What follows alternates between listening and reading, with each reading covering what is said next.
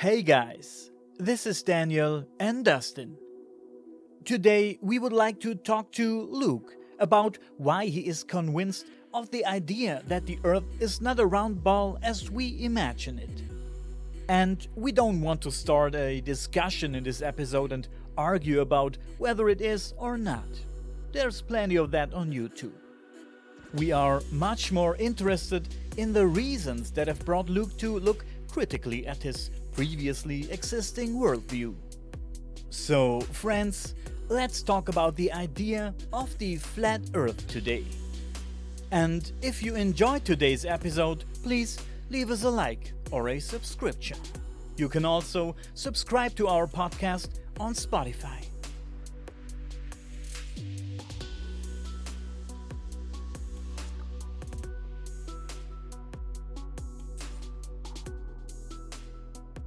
Okay, Luke, today we would like to talk about the flat Earth theory a little bit. I have watched a lot of videos on YouTube about this. In all these videos, you could see grown people yelling at each other. And even if I do not believe in a flat Earth, I find it very interesting that there are people who are so convinced of it. For me, the Earth is round. And I also do not believe that all these pictures taken from outside the Earth are fake. But that's all right. Everybody has his opinion, and that's why we're here. We want to know more about it. I don't know what questions Dustin has for you, but I personally don't want to start a discussion today. We are where we bombard each other with arguments for or against the flat Earth. I'm much more interested in when the rethinking started for you, and above all, why. So if you don't mind, then please tell us a little bit more about yourself. I've always been on a spiritual path, even as a child. One of those things that I kind of just grew up with. Didn't have really much choice. It's just one of those things where, kid growing up with what I call sensitivities. People call it psychic. I don't necessarily like that word just because there's a lot of baggage associated with a lot of terms these days. As far as the shape of the earth or where we are, as opposed to stuff like that, it's kind of gone full circle. As a kid, I loved all sciences, but I was also running around nature, pretending I was a wizard controlling the wind and, all that kind of stuff. I had a very dynamic, creative mind, but studied a lot, kind of a nerd, kind of just went through a lot of the sciences, went through a lot of stuff. Every flat earther will tell you they started out, believing in the globe, basically because, we have no choice. We're kind of born with it. Some of us have a little, things above our crib, of the solar system, like all of that imagery is there right from the start. So we never question, it because it's just the way it is. For me, it was probably finding the right videos that helped explain it in a different way, that once you saw it and once you kind of it was factual because you could do those things yourself. And once you realize that certain things can only really happen on certain models, I really don't like the term flat earth. Many people get a wrong idea. There's a lot of propaganda, where you see the flat disk in the middle of space around a bunch of round planets, and and you're just like, who's going to believe that?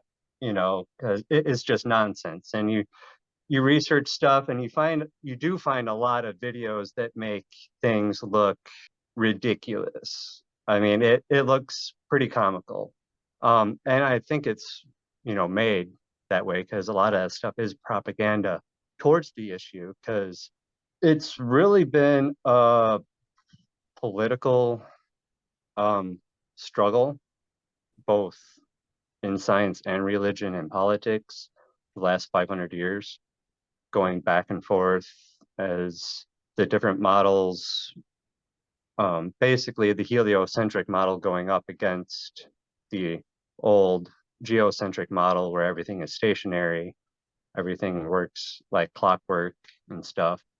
And so it was just finding the right videos that didn't show all that, that actually showed actual science that you can do that disproves a lot of the, I don't know, standard claims or misconceptions that you would have about flat Earth.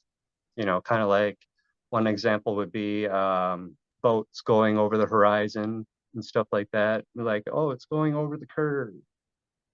But nowadays, our technology, you know, we can let that boat go over that imaginary curve for 5 minutes, and we can take a Nikon P900 or P1000 or some of the other land-based telescopes and just zoom right into that boat, you know, clear as day, and there's no curve. According to the science, there's supposed to be curvature, but it doesn't. They've done laser tests that goes across point to points and so many different experiments. You really don't find much on YouTube. YouTube scrubbed all that stuff back in like 2017 when you saw the issue of flat Earth in the government. It was actually a talked about issue. It's kind of like one of those, it was one of the main censorship ideas that got that whole YouTube notification thing. When you see a video, it has that little like notification like, hey, this video has this information about this. Now, when you look at any flat Earth video, you'll see flat Earth. It's an archaic, you know, system of way of thinking, and you know, it gives a little disclaimer, you know, already like triggering your mind to just be like, hey, just don't pay attention to whatever they're saying. It took me 2, 3 months of really going over the stuff, really just breaking out of the shell, so to speak, of almost kind of like being imprisoned. It tricks your eyes because when you look around, you see everything stationary, everything works as a stationary, but when you look at the science, it doesn't necessarily add up.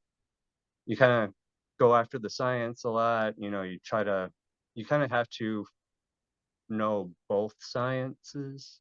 And I think a lot of people don't know like solar system science and stuff like that as it's actually portrayed. I don't want to go on rambling. I can ramble for a long time, but yeah, for me, it was just finding the right videos that didn't show it being silly, and it actually like, you know, the one thing that kind of hits you, you know, you're like, well, wait a minute. You know, if you do physics or if you build construction stuff, you know things are the way they are, and that's just how they work. Otherwise, if they don't work, the house falls down. You know, it's like kind of real basic stuff like that. You really have to rebuild your mind and see differently. But on the other hand, you also have to realize too that, like what you said, Daniel, where you included that you believe that the pictures that you see from outer space is real and stuff. So a lot of it also too is, you know, if you go into it and stuff, there's a debate on, you know, a lot of that stuff. So it's a lot of NASA images, they report as images and not photographs. That and NASA pretty much lost all of their footage and telemetry data and their blueprints and all that stuff from the 60s. And they say that they can't rebuild it back. They don't know how to rebuild the 1960 system back, you know, where Nixon used a landline to call the astronauts up on the moon and talk to them, you know. It's amazing technology back then, but all kind of humor aside, yeah, it really has to do with perception, I would have to say. Do you believe that we have been to space in any kind of way? No, I used to, but there's just certain things you try to wrap your mind around. They'll tell NASA will tell you that they have gone no farther than low Earth orbit. The only time that they've gone past that was to the moon, which they kind of in years kind of moved the goalpost, kind of like what they did back in the day in like the Greek times, and from the Greek times to the Renaissance times with Copernicus, the math kept changing. They're like, well, the sun was 3 million miles away. Copernicus is like, no, I calculated the new number. I think it was like 13 million, but nowadays it's 93 million, to the science and stuff. The footage that I've seen from actual amateur balloons that use non-fish-eyed photography, it's weird because you see a black space with the sun shining over the earth, and you can see it close to the earth. But it's weird because you can't see any stars, which is weird because in a lot of the NASA photography, you don't see stars either, which is kind of the thing that I always scratch my head about is like, where's all the stars? Just like, where's all the satellites? I mean, there's tens of thousands of satellites supposed to be flying up there. Where's the pictures? I mean, why isn't stuff running into each other? I have seen the military infrared footage of where they can see like into like 1,000 miles across, where they're up in like higher altitudes, and it's technology that can see for like up to 1,000 miles, depending on like the conditions and stuff. It uses infrared based, so it kind of takes out a lot of the atmospheric obstructions, because a lot of our perceptions here on Earth has to deal with the atmospheric density and our ocular perceptions. If you know art or anything about like 2-point perspectives and stuff, you'll know that there's always a vanishing point, or like a horizon is basically the point where your eye converges everything that you see to a single point. It's like a pyramid. When you look down a long hallway or a street, all of the street lamps tend to get kind of smaller as it gets farther away, because the perception of your eye and stuff is focused that way. But when you can see beyond that stuff, it kind of debunks a lot of their claims. So just over the years, kind of gone through it over and over in my head, and a lot of stuff just makes sense when it comes to a stationary model. Yeah, I was gonna ask, you think this could be an ET design, like the flat Earth itself, to have it be like a dome, like a human zoo almost? You hear that theory too, where Earth is this kind of this human zoo. Yeah, do you think that there's some high technology to create a flat Earth? The flat Earth model, well, I kind of like to think of it more as the material plane. I'm more of a into the occult and hermetics and stuff. So a material plane is a much better concept to think about rather than a flat, because we have mountains and valleys and all that kind of stuff. So Right. really it's not flat, but it's more of an infinite plane of existence. And Hmm. we're only allowed a very small chunk of real estate. We can't go any farther than just, I don't know, like, was it 102 miles away from Antarctica? If we even tried to go anywhere, we're stopped by the Seven Nation Army, practically. It's a treaty that was signed in the middle of World War II when everyone was fighting. They decided that, preserving the penguins was much better, and that we signed this treaty that nobody was to go to Antarctica, that nobody was to, set foot unless you had a lot of documentations and you went through a lot of hoops, and you only go to places where, you know, they tell you. There's no independent, you know, uh, exploration of places anymore. Everything is pretty well guarded. But there's definitely something like a barrier. There has to be atmospheric pressure. In order to have a pressurized system, it has to be within a container. the solar system model doesn't really have that. You just have the layers of the atmosphere, and then you just poof, it's like this outer space, which they say is a vacuum, but light can't travel through a vacuum. So it's kind of weird how we would see stars at all, even in farthest away they are. There's a lot of books and records from olden times, way back, even up recently into the 1900, late 1890s. One book I have is called The Iron Republic. And basically in there, it was a politician, a lawyer. He was running for a higher seat, lost terribly because he got duped due to, politicalness even back then. And he decided to, hey, I'm going to get a boat together and just kind of sail and, see where I can go. Made it to Antarctica, found like a watery passageway, went into there, basically got stuck for like a month.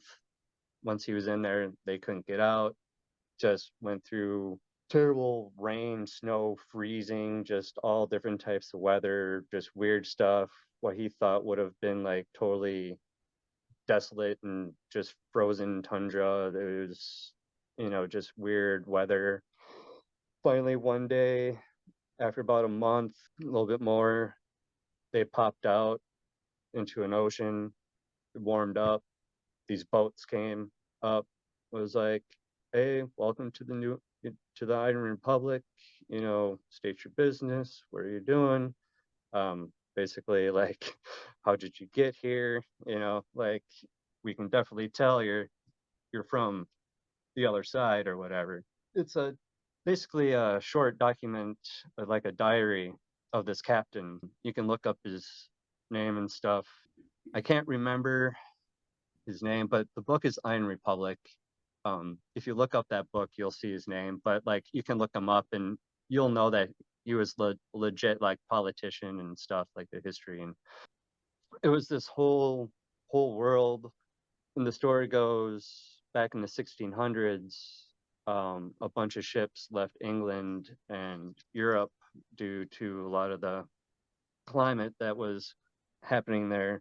And they set sail for brighter, newer things and ended up going there and just basically starting a whole new civilization and stuff out there. And they talk about a lot of different land masses, and they have like a lot of technology, what seemed like old world technology. There's a lot of history. If you get into flat earth theory and find some really good videos and like the right people, it goes into a lot of history that does not make it into the history books, and places and civilizations that are not talked about in today's, because it would cause way too many questions. Like forbidden archaeology. Yeah. It kind of goes into a lot of that. It will basically tell you that we've been here a long time. Mm-hmm. And it's just cycles.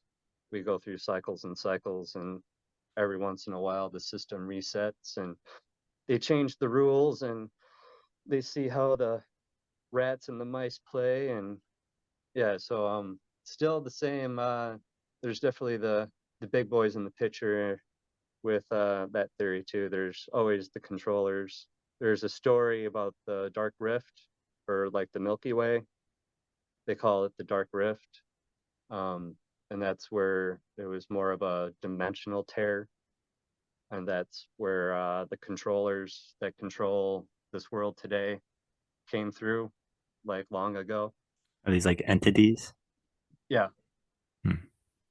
And or people.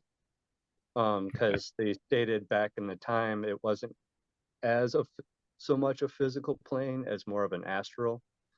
Mm-hmm. So traveling dimensionally was a little bit more easier. Yeah, the use of portal systems is widely known. We had a chat about portals not too long ago. Yeah, there's vortexes and other shit. Yeah. Supposedly our internet IP address system is based on the Stargate technology, the portal I didn't know that. system. That's interesting. Yeah, that's interesting. Never heard about this one. Yeah. You know the movie Stargate? Oh yes. Yeah. Well, yeah, there's a lot of truth to that comes through a lot of the history that you don't usually find. But you tend to find it when you do some researching on flat Earth, and especially Tataria. Tataria was or Grand Tartary was a huge nation that was kind of centered in Russia, but Like Atlantis. yeah, Hmm. basically it was kind of like it sprouted after Atlantis and after the flood and stuff like that. And there's a lot of books, a lot of old books I actually have. Hold it Books up. like Atlantis, the Antediluvian World by Ignatius Donnelly in 1882. Cool. There's a lot of accounts of that goes back.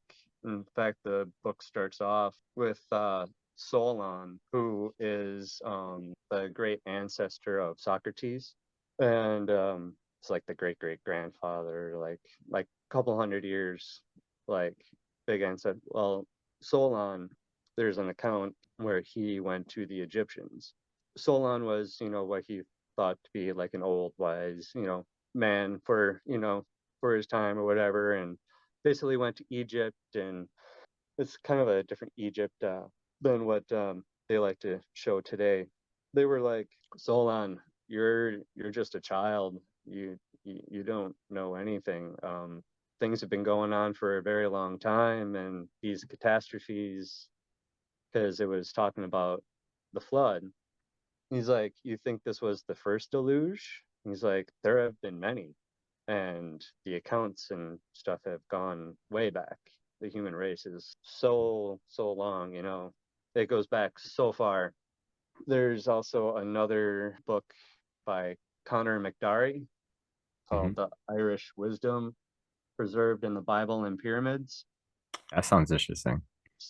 It's got information that history books do not want you to talk about, because it talks a lot about the Irish people and the Druids and the Druid priesthood and stuff, and where they come from Atlantis, and they come to Ireland after the flood, and then once they kind of settle, they go to Egypt, and then they spread east, spreading civilization after the flood, and then once they went east and everything, then it migrated back to west, and that's kind of like where the history books pick up. They pick up the western migration. They don't Mhm. like cover the before migration, even though that there's dozens of maps going all the way back to the 1400s that clearly show like one of the most civilized areas in the world at that time was Siberia. You look at the old maps and there's just castles and civilizations like everywhere up in Mhm. Siberia. None of that's gone, or like none of that's there anymore. I mean, every time there's a reset, the controllers just come through and wipe the slate clean, leave leave a few things here and there. A lot of our government buildings are from way back. If you ever noticed, a lot of our government buildings, no matter where they are around the world, they're all from the same architecture. They're all from the Mhm. same time period. History is kind of backward. It's kind of like the Bible is backwards. The New Testament is actually old, and the New Testament or the Old Testament is actually new. Like a lot of those events are actually like more recent historical events. No, I agree with you. Like, they keep finding forbidden archaeology and things that just don't fit the time period when they're digging it out of 4 million-year-old rock. Yeah, Yeah, so the it makes you scratch your head. What the fuck is going on? fossilized gears and yeah, a Right. couple Yeah, it different is amazing. military. The fall and rise of technology from humans has happened probably thousands of times throughout us being here. Yeah. No, it is amazing. There's also the issue with just history itself. Most of our modern history and everything that we know and what scholars like to pride themselves on is the work of only two people. You have Joseph Scaliger and this other dude, Demetrius, or I can't remember his name, but they basically were assigned to rewrite all the history books into a smaller collection, and they burned most of everything else. I'm sure the Vatican has some of the stuff stored, but I say the Vatican definitely yeah, has stuff in the basement there. yeah. I mean that's why it's called his story. Hmm. Yeah, it's basically his story, him and the other dude's story. There's an account of he was also known as Josephus the Jew, and when he was captured by the Romans, he admitted to a lot of the stuff that they were doing. Um, a lot of civilizations were trying to take claim back in that day, like the Romans and the Greek and the Romanized Church and the Catholic Church. They all tried to gobble up all of the history and try to, stake their claim and their flag into, everything when they knew that they were stealing and hiding a lot of stuff from the public. Let's Whatever. make a step back to Sure. flat Earth theory.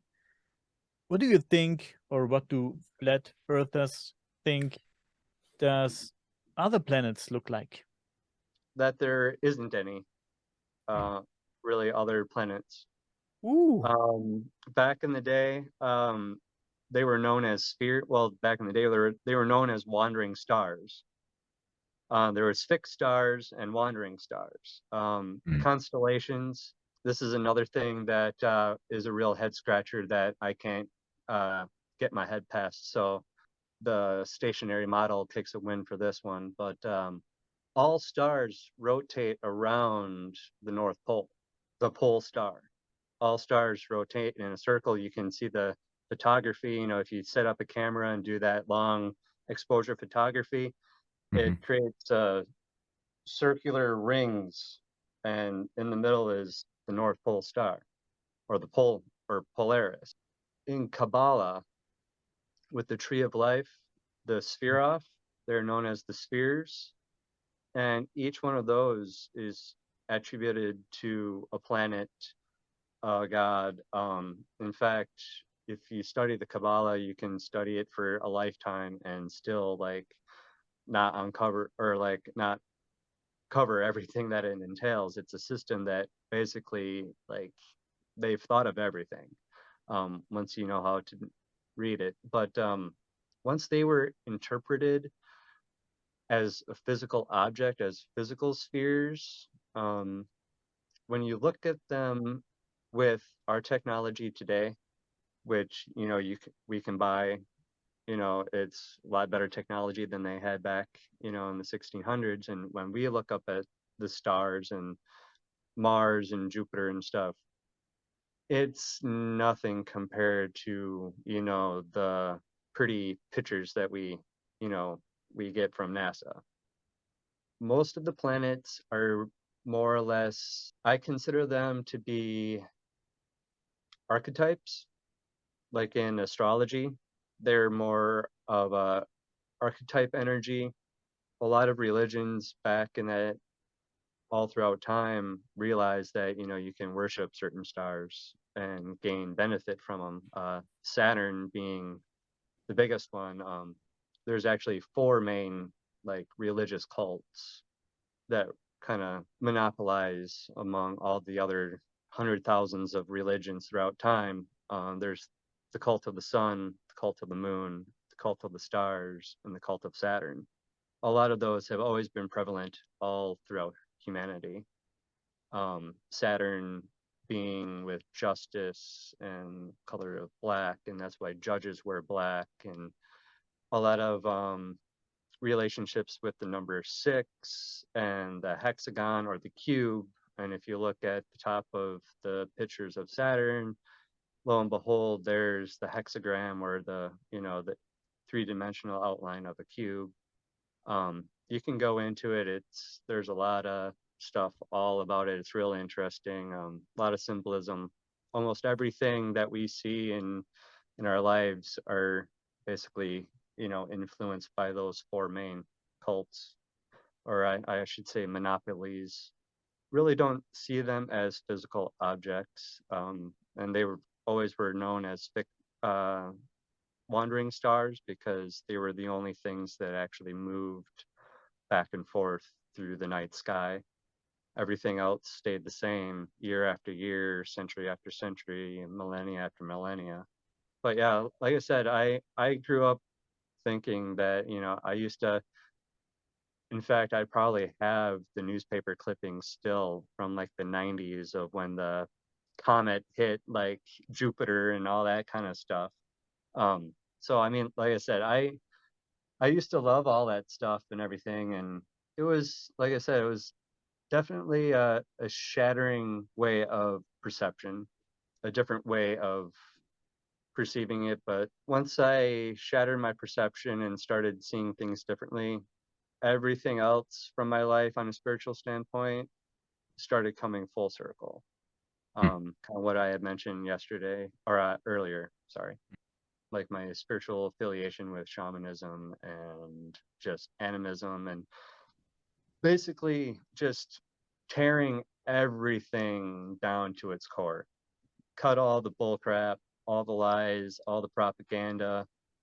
We're in a mental war, in these days, in the days of information. You got 20 different people that, all say, 20 different things, and five of them, all sound similar, and they get together, and then, it's one of those things where you can really create strong connections, but also at the same time, there's just so many, and it's just like, at some point you kind of just have to say enough, and you got to just strip everything down and get to the facts.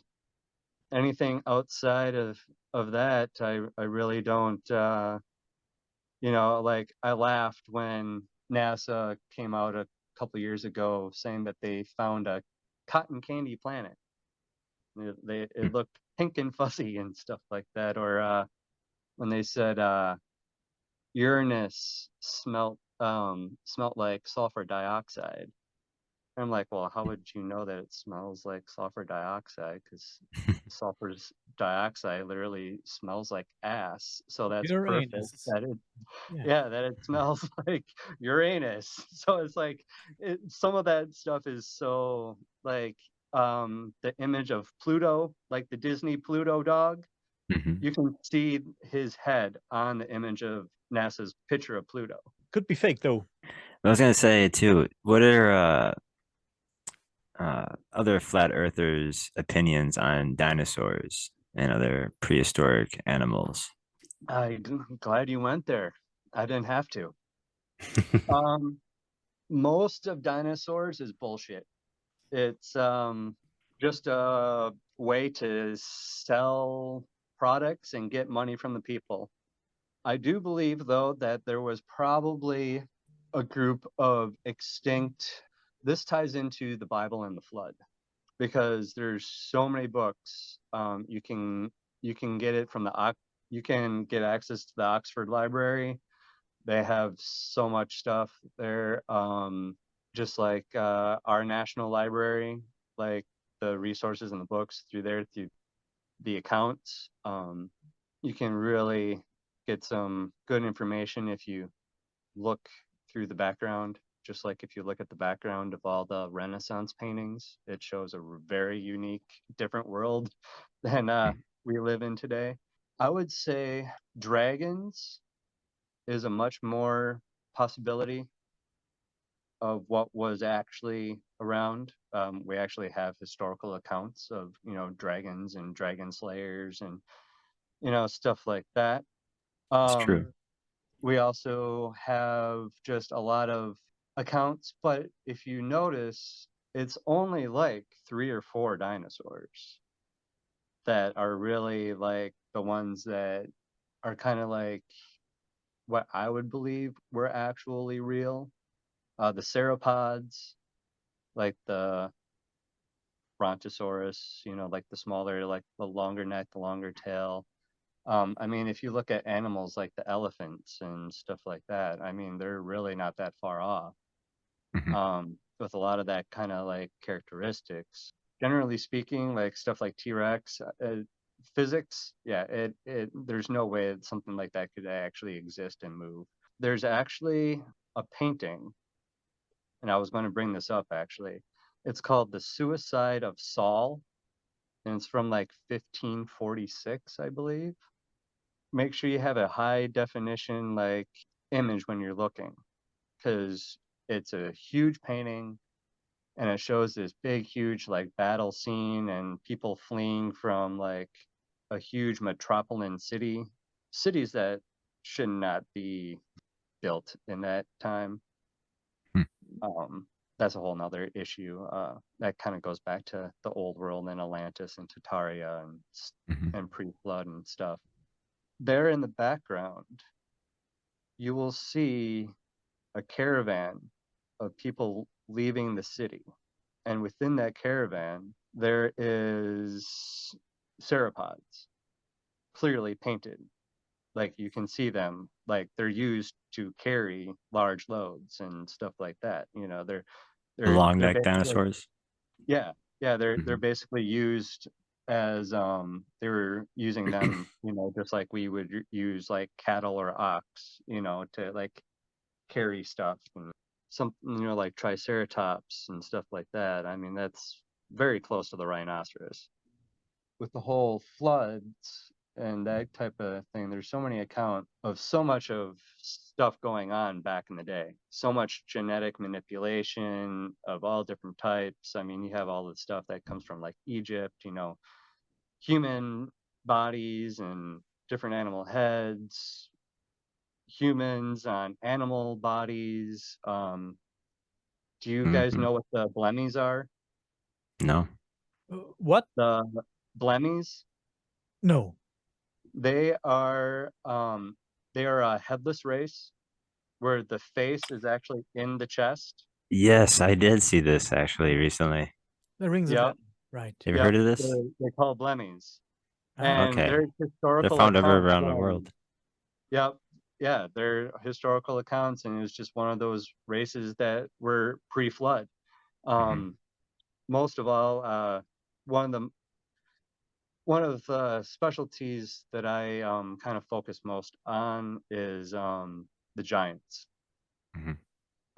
Besides flat Earth, one of the most kind of covered up things that people don't like to have talk about is giants and our relationship with giants and throughout history and mythology and all that kind of stuff. Um, Basically, in my perception, I view them more as in the old gods or the old races. It's very interesting. You have Attack on Titan, which kind of delves into some of the actual history and storyline in that anime.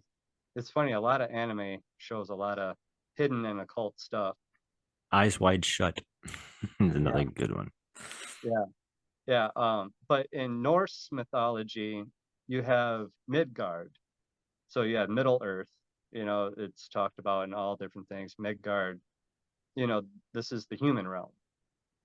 I also like to think of it more of as a realm rather than a, you know, a plane or anything like that. Then there's Utgard, which basically means like the outer lands or outer space, you can say, the outer spaces, or what some of us like to think is more or less what's beyond what we can, beyond that Antarctic barrier, I would say, because in the stationary flat Earth model, the land masses are basically all surrounded by the oceans, but Antarctica is not a thing on the ball, or like not a small continent on the bottom of the ball. It's the ice ring that holds everything within. You know, we can't get past. We're not allowed to go there. It's also the highest continent in the entire world. when you see pictures, you see a 200-foot ice ledge, and then once you get up on top of that plateau, then you get into Antarctica. And as Bird and stuff would tell you, there's mountains and all that other stuff and all that kind of stuff. Yeah, it's there's a lot of speculation. I mean, a lot of people in the flat Earth community will tell you that they don't know a lot. They'll just know what is not. Hmm. We can. We're really not allowed to explore our questions. We've never been deeper than 8 miles. Russia is drilled an 8-mile hole, and they couldn't go any farther. They hit an Right. impenetrable barrier.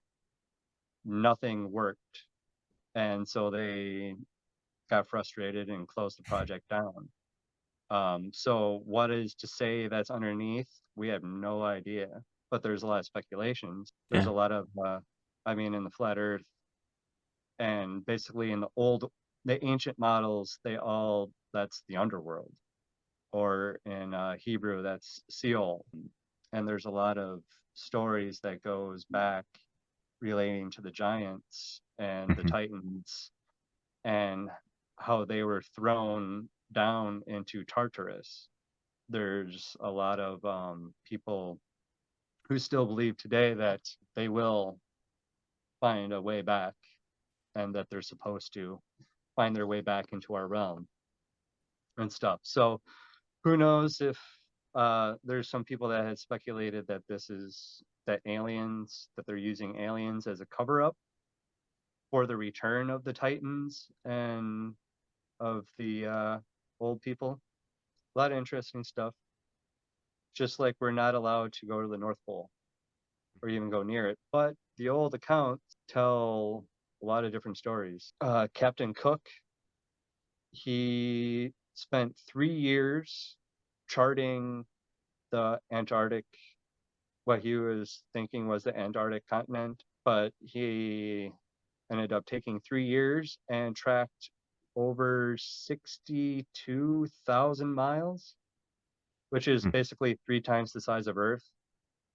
They Wow. say Earth is only about 24,000 miles, Mhm. because 24 hours in a day, the world spins at 1,000 miles an hour. So if you want to believe that, 1 mile an hour that we feel technically is 1,001 mile an hour, because you don't feel that 1,000 mile an hour spin according to Mhm.